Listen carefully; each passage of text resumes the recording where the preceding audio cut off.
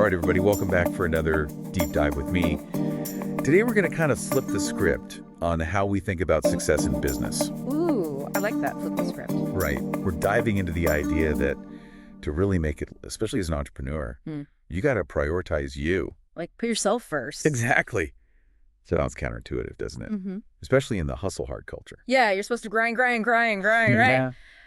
But I'm intrigued. Tell me more. Well, this is going to be interesting because the source material we're looking at today basically says that taking care of yourself, your well-being, all that jazz. Okay. It's not selfish.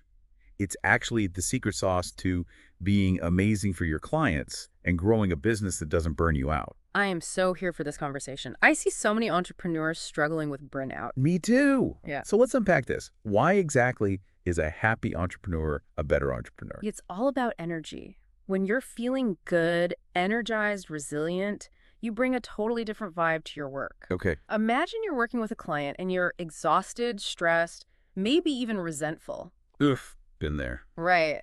Not exactly inspiring confidence, is it? Now imagine you're working with that same client, but you're feeling refreshed, clear-headed, excited about the project. I could already feel the difference. Exactly. You're more creative, more patient, more likely to come up with solutions that blow your client away. Plus, you're way more pleasant to be around.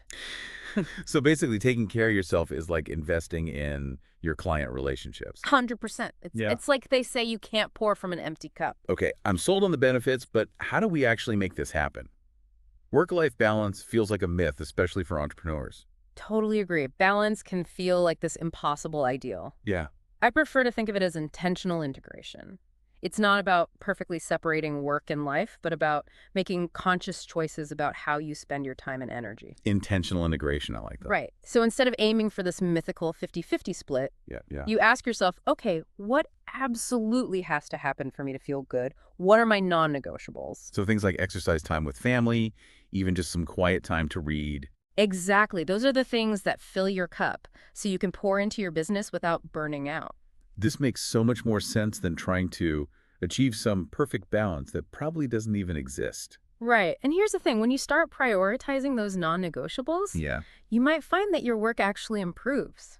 How so? Well, our source material talks about the power of a positive mindset. Oh, yeah, that's huge. It's not just about feeling good. It's about how that positive energy impacts your work. You're more likely to see opportunities to be creative to solve problems effectively. Absolutely. Plus, when you're coming from a place of positivity and strength, Yeah.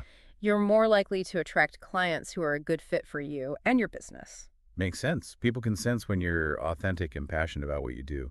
Exactly. And that leads us to another important point, this idea of integrity in entrepreneurship. Okay, love that. When you're taking care of yourself, you're more likely to make business decisions from a place of clarity and strength, not desperation. That's a good point.